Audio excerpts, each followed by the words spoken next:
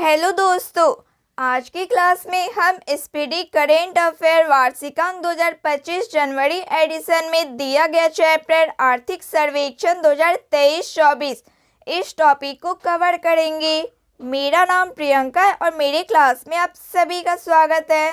तो चलिए शुरू करते हैं।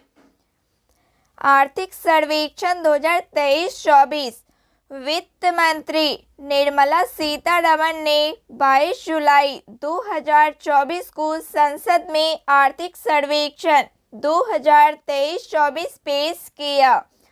वित्त मंत्री निर्मला सीतारमण ने 22 जुलाई 2024 को संसद में आर्थिक सर्वेक्षण 2023-24 पेश किया। यह मुख्य आर्थिक सलाहकार वी अनंत नागेश्वरन के नेतृत्व में तैयार दूसरा आर्थिक सर्वेक्षण है। यह मुख्य आर्थिक सलाहकार वी अनंत नागेश्वरन के नेतृत्व में तैयार दूसरा आर्थिक सर्वेक्षण है। आर्थिक समीक्षा 2023-24 के महत्वपूर्ण तथ्य। वित्त वर्ष 2023-24 में भारत की वास्तविक जीडीपी 8.2% बढ़ी, जो वित्त वर्ष 2023-24 की 4 में से 3 तिमाहियों में 8% से अधिक रही। वित्त वर्ष 2024-25 में भारत की जीडीपी 6.5% से 7% के बीच रहने की उम्मीद है।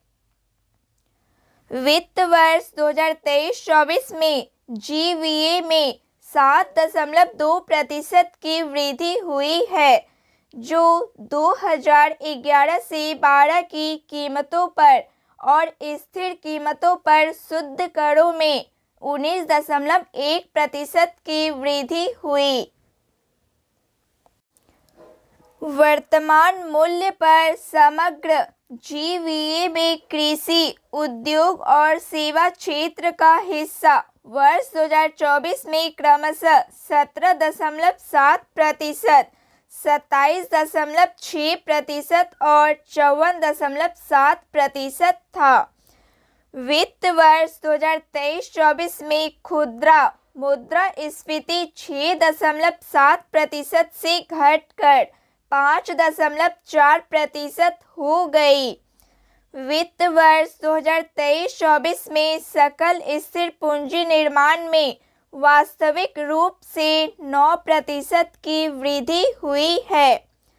वित्त वर्ष 2023-24 के दौरान सीएडी सकल घरेलू उत्पाद का 0.7% रहा, जो वित्त वर्ष 2022-23 में सकल घरेलू उत्पाद के 2% घाटे से बेहतर है।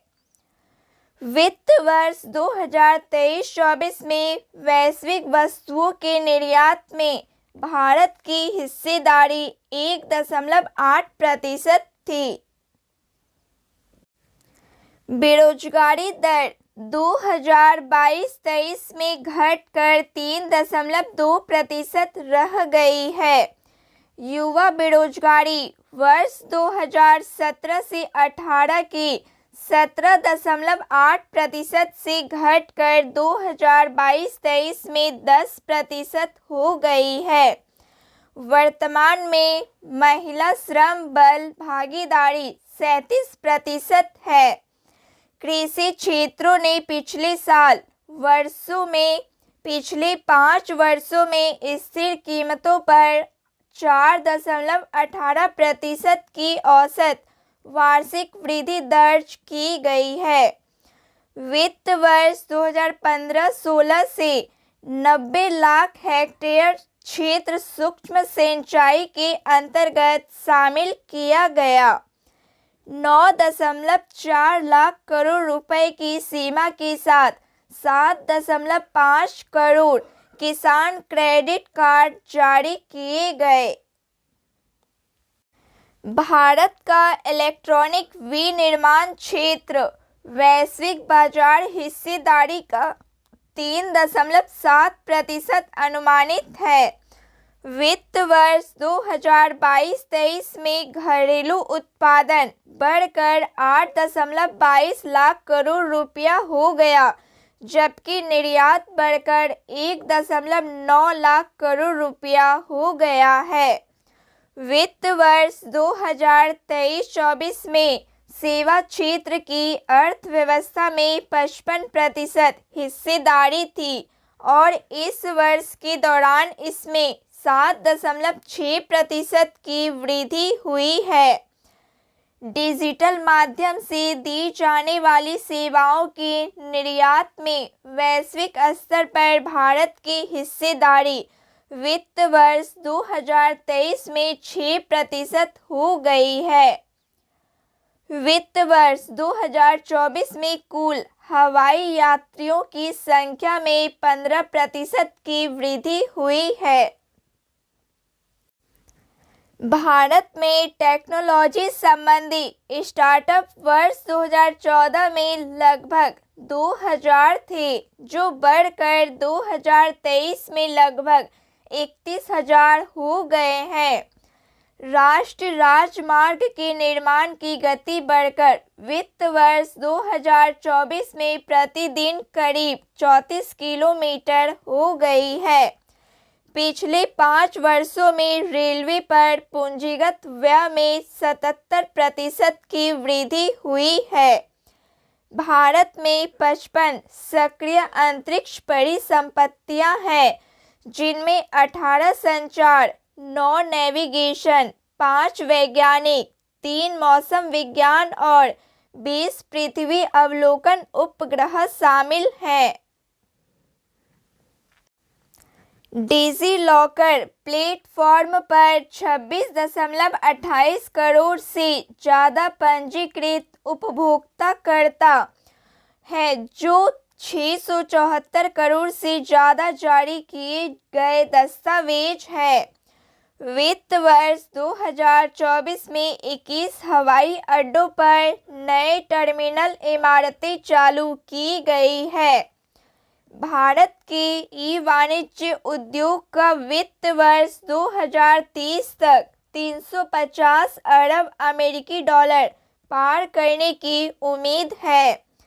2015 से 16 से 2023 से 24 तक प्रति बूंद अधिक फसल योजना के तहत 90 लाख हेक्टेयर क्षेत्र को कवर किया गया। भारत 50 बिलियन अमेरिकी डॉलर के मूल्यांकन के साथ मात्रा के हिसाब से दुनिया का तीसरा सबसे बड़ा बाजार है। वस्त्र निर्माण में भारत वैश्विक स्तर पर दूसरा सबसे बड़ा और शीर्ष 5 निर्यातकों में से एक है। आयुष्मान भारत के तहत 34.7 करोड़ कार्ड जारी किए गए, जो 7.37 करोड़ अस्पताल प्रवेश को कवर करते हैं। मार्च 2024 में इंटरनेट घनत्व भी बढ़कर 68.2% हो गया है। भारत विशेष रूप से नवीकरणीय ऊर्जा क्षेत्र में आयात हेतु चीन पर बहुत अधिक निर्भर है। वर्ष 2030 तक गैर कृषि क्षेत्र में प्रति वर्ष लगभग 7.85 मिलियन नौकरियां प्रदान की जाएगी।